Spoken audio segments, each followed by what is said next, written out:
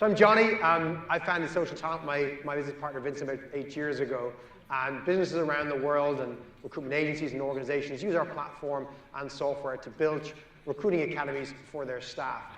So I'm somebody who's coming from a recruiting background, talent acquisition background, who's ended up in the learning space. And I'm particularly fascinated by the enablement of people. Love AI, love robots, love technology, but it's how you can get the most out of people that really drives me and keeps me up at night. So it's why I wanted to talk to you about learning in this world of skills, shortages, and this generation that's undertaking a different way of education. And I want to try and argue with you or propose why recruiting or talent acquisition isn't ready for the next war, the war that I believe is already here. And it's not with the machines, right? So we're okay there. So I'm going to take you back 20 years to coincidentally, and it is a sheer coincidence, the year that I started in recruiting and graduated from university, 1998. And in 1998, consulting firm McKinsey published a report that was going to go on and change our language for 2 decades afterwards. They coined the phrase, the war for talent, in a report that's 20 years old this year. And 1998 was a different world, those of you who remember back then. And it was a fundamentally new idea that organizations were going to survive or die purely by how good they were at bringing talent to the table. Not how great their products were, how great their engineering or manufacturing capacity was, but what kind of people they could bring to the table in their organizations. And the prediction by McKinsey's was that this is where we'd invest our time for the next 20 years. That was my first year in recruitment. And I think if you look back at the report and look at some of the predictions and questions, one question that was asked was, does your company make improving its talent pool one of its top 3 priorities? And very few organizations did at the time. And the prediction was that the companies that would succeed will be the ones that spend the most energy on attracting, developing, and retaining talent. When you read the report, it gives me a different perspective on the war for talent. It's actually quite a really accurate prediction. But I think as an industry and in society, we focused on one word too much, the attraction of talent, as a solution to filling those talent pools. And no surprise that in the 20 years that have elapsed since McKinsey's published that report, we have come up with this fantastic idea of adding to our talent pools. In recruiting in particular, we talk constantly about our pools. Is it good enough? How do we bring more talent into our talent pools? What do we do with those talent pools? And the solution that we came up with, the brand new phrase and department we came up with, was talent acquisition. And this has been a big thing. Hands up here who has a function or role title in their business that is something like talent acquisition. TA, talent acquisition, an American phrase that finally hit Europe. We embraced it, and we were too afraid to be recruiters. Who wants to be a recruiter when you can work in talent acquisition? What a much sexier name or phrase. But there's a challenge around this. In 20 years of development of this core skill of talent acquisition that really worked hard to separate itself from HR, went out of its way to say, we're not HR. Talent acquisition is so different to HR. We're a different subset. We're different people, chalk and cheese, Venus, Mars. There still exists today unbelievable skills shortages. They are growing, as Robbie mentioned this morning, and in Dublin and in Ireland we see this in particular around tons of different disciplines. There are skills shortages all around, and they are growing. And we are having to increase our salaries, as the survey published last week by EY and Sigmar revealed. And we're going to have to throw more money at the problem to try and solve this. So talent acquisition, in its 20-year war for talent, seems to have failed. It's not doing its job. If you look at basic supply and demand in this situation, we have a falling supply of the amount of skills we need, the people with those skills, and we have an increasing demand, particularly considering Ireland's whole strategy is foreign direct investment. Bring people in who can harness those skills in this market. When there just aren't enough skills, there isn't enough money to go around, and we've gone past that equilibrium, so we're paying over the odds. But there's no shortage of people, is there? The world has billions of them, loads of them. And we keep making them every day. We go home at night and make them, for goodness sake. Some of us make them during the day. That's a different talk. There's no shortage of people, but why do we complain about the shortage of skills? It just seems to be a mismatch. It's not as if we went with the whole Chinese philosophy of one child and said, let's reduce the population size. It's growing, doing just fine. The challenge seems to be in the growing gap in job growth for what we call routine roles. And this is where you see the gap in the divide in skills. And I want to basically show you some data and explain this from the economist Maximiliano Dvorkin, leaning on US Bureau of Labor Statistics data from a couple of years ago. So it's US data, but I think it applies to pretty much most of the Western world. And the US Bureau of Labor Statistics divides roles into 4 different categories. And we've taken them on a graph here and looked at their growth over 30 years. I want to highlight to you the first one here, that green line. This is the growth in jobs that are non-routine cognitive. But what is a non-routine cognitive job? So it's a non-formulaic job, so it changes every day, requires completely different formulas. You can't prepare for it or anticipate what's going to happen. And cognitive requires your brain. Most management roles and professional roles are typically non-routine cognitive. All right, you come to work, you've no idea. Running a recruitment team, Frank will tell you, is a non-routine cognitive role for the most part. No idea what you're going to deal with. Being a head of HR is definitely a non-routine cognitive thing, for the most part, with tons of parts of your role that perhaps are different.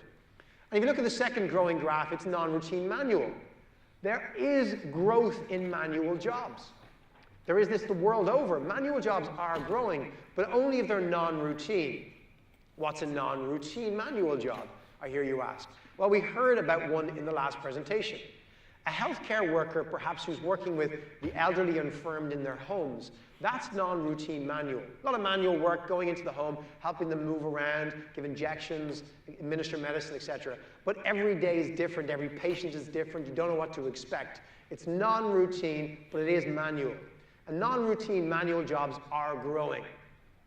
What's not growing are what we call routine cognitive and routine manual. Not all cognitive jobs are good. What's a routine cognitive job? Accountancy. Accountancy is a routine cognitive job. Requires thinking, but it is formulaic. You can build a formula on how to do the accounting. Software is doing it for years now. It is a job that has flat growth over the last few years.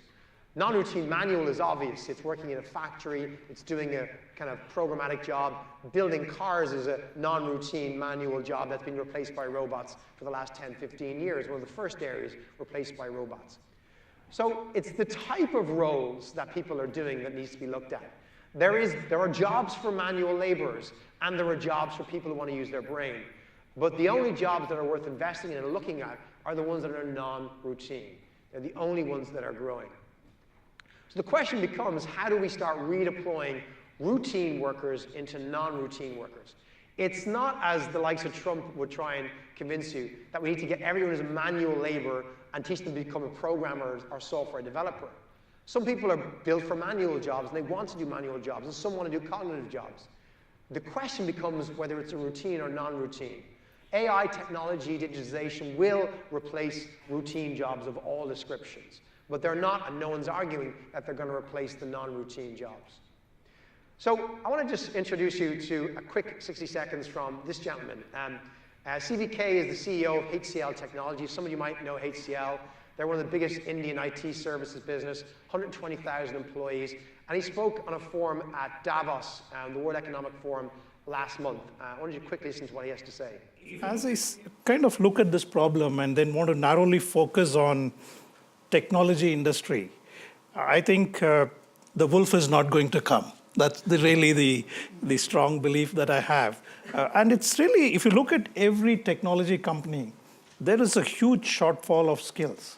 We are not able to hire the right skills, whether it is data scientists or cybersecurity specialists, even to do change management, even to do program management in a modern context. It's so difficult to get the right talent. And every company, probably there are more than 1 million jobs in the technology sector, which is not getting fulfilled with the right level of talent. So you look at what he's saying here. To me, it's evident that the war for talent we've been fighting for 20 years was the wrong war. This is a war for skills. And when you look at it as a war for talent, you tend to look at somebody else's talent. And you go to market instantly trying to find people who can do what you need to do today, who have the skills. There aren't enough people with the skills, but there are enough people. And the solution you're trying to solve for isn't people, it's skills. And increasingly, businesses like CVK's business is looking more at how do we bring skills to the table to solve problems. And it may not require us to acquire any talent whatsoever. The challenge we have, though, is typically how we've evolved our organizational structures over the last 20 years in response or in tandem with McKinsey's prediction and our misinterpretation of that. Typically, we've taken our HRD or CHR role, and as we get to a large company, we have built this split between talent acquisition or recruiting, whatever you want to call it, and then a team that typically is responsible for talent development, your learning functions, your engagement functions, etc. And as a business, when you come with the challenge of we need more data scientists, we need more inside salespeople, more engineers, at a very top level in the organization, you immediately have to make a binary decision. Do I go to my talent acquisition head and get her or him to go hire staff? Or do I go to my talent development head and get her or him to go develop teams, build in learning decisions? And they don't work together. Remember, talent acquisition keep telling us they're not HR. We don't do HR stuff. Leave us alone. And this organizational accident leads us into binary decisions that don't encourage joined-up thinking. And I believe this is a big problem today. I think we need to shift from thinking about acquiring someone else's talent, which is a zero-sum game, because you're going to take somebody else's, they still have a talent shortage, you pay more, and nobody really wins, to developing our own as part of the solution and thinking more about that. Accenture have been doing a lot around this stuff. We all know Accenture, one of the leading consultancy businesses in the world. They are at the forefront of non-routine cognitive roles. Management consultants is almost the definition of a non-routine cognitive role. So in the past, they would have hired contractors to fill short-term supply gaps in the skills they needed. But increasingly, they found that just wasn't working. It's an organization with over 500,000 employees around the world. And so they started looking at their assessment models and what they're assessing for to give them the ability to scale in the future for the skills they know they need today and will need tomorrow and anticipate they may need in a few years. And they went from hiring for IQ, like most people, to hiring for EQ because it became more important to be a consultative, to now, as of last year, they go out and hire for what they call LQ, the learning quotient. They believe this is the most important thing you hire for, the ability to turn into something else over time as we need it as a business. So they try and assess for people who not just do the skills today. In fact, whether you can do the skills today is irrelevant. They want to hire people who can evolve because they know that what they need today will not be what they need in 2 years, 4 years, 6 years, or 8 years. So what's critical is hiring people who can change with them, even though they don't really know what skills they might need in 4 or 8 or 12 years' time. Hiring for LQ rather than IQ or EQ. Cognizant, another big IT consulting firm, 260,000 employees around the world. We got to do some work with Cognizant, a customer of ours, and they did a talk with us recently, and I got to meet their head of recruitment for Europe, and interestingly, one of their heads of data science for their business. And about 4 years ago, they recognized that they were running out of data scientists, and their clients wanted more data scientists to go on site. And there's loads of different role types within that category, don't get me wrong. And they went to recruitment saying, hire more data scientists. And recruitment said, hang on a second, no. This is a race we will not win. We'll have to keep pumping more money into them, hire more. There's not enough of them. You've got countries like Australia offering bounties. They'll give you 100,000 Australian dollars to come work in Australia as a data scientist these days. They said, acquisition is not the solution for this. This was the TA team. They said, we've got another idea for you. Let's grow our own. And they built a program starting with 2 people where they said, let's turn them into data scientists from raw inputs. This developed over the last few years into a program that lasts only 3 months From no knowledge whatsoever in data scientist to 90 days later, you can go on site with a client as a data scientist in all those different flavors. In 90 days, working with teams using online learning resources, projects that they work on in classrooms internally in the business, collaborating with existing consultants. In 90 days, they produce these graduates. And this is an engine that now produces in Europe 30 data scientists in a year. And they've gone on to turn this into a mechanism that works in building Java developers. They have a unit in Barcelona that builds Java developers and Salesforce consultants from raw materials, all in-house, all by themselves. And they can then contract those out to their clients. And this is a completely different way of thinking, driven by talent acquisition, saying, you know what, you don't want to acquire talent, that won't work. Let's come up with a different solution. Really embracing this. Tell you a little bit more about it. I want to introduce this as Gwelyn Dandles. He's based in the Amsterdam office of Cognizant. And he's seen here with his colleague Jolene Dembour, who runs recruitment in continental Europe. So Gwelyn is not an HR or recruitment professional.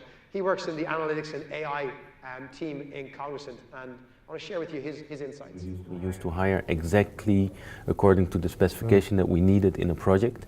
And those exact specifications are not out there in the market, and then you have to get creative, right?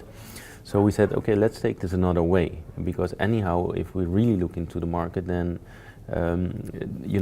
something has a lifetime of 2 years, or perhaps even shorter due to the fast changes. And that means you basically have to continuously develop your people.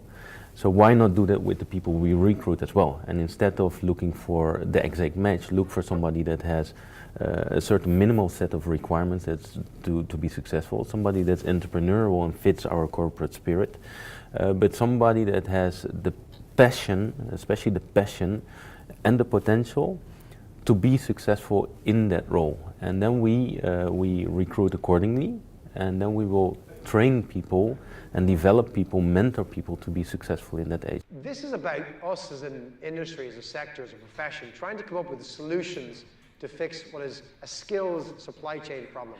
And interestingly, in Cognizant, recruitment doesn't report to HR, it reports to supply chain. Because they see it as a supply chain, it's the people supply chain.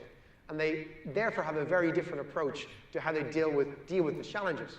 So they can come up with this because of the organizational structure has allowed it. This is the kind of key theme. It's all very well to agree with some of these principles, but when we fundamentally have the wrong organizational structures, it's very difficult to enact these day to day. Here's 3 organizations who have changed that. Accenture did this about a year and a bit ago. The Adecco Group announced this 1st of February this year, and Thermo Fisher have begun doing this as of last summer. They have decided to take this old structure that's been built over the last 20 years of acquisition and development being in separate teams, and they've merged it in what some teams call talent management, others call talent. So you have one head of talent, and that incorporates all the different elements that might be needed to pull together to solve skills crises in the business. And it's a kind of lesson to say, if you don't shift in your role from talent acquisition to just talent, again, our job will become a routine cognitive job. And pretty soon, that pure role of talent acquisition, I think, will be put out of work with robots, because you need a more joined up approach. An approach that says, okay, the business needs skills. How can we bring acquisition, development, learning, diversity, inclusion, belonging, and engagement together to solve the problem? So I want to end this part of our presentation. First of all, asking you if your team structure is currently ready for the next 20 years of this war for skills. I'm going to hand you over to a closing word from Mary Flanagan, who's with professor at Dartmouth College in the US. And she again spoke at Davos last month. I think summed it up well with this. My worry, of course, as a humanist, is to go back to how are we preparing people to think about this? How can we take someone who's working at a grocery store and help them retool into another kind of work? And then what does society look like in that equation? And those are really tricky areas I don't think we're prepared for in terms of how we even conceive education and preparation to live in our society. Thank you.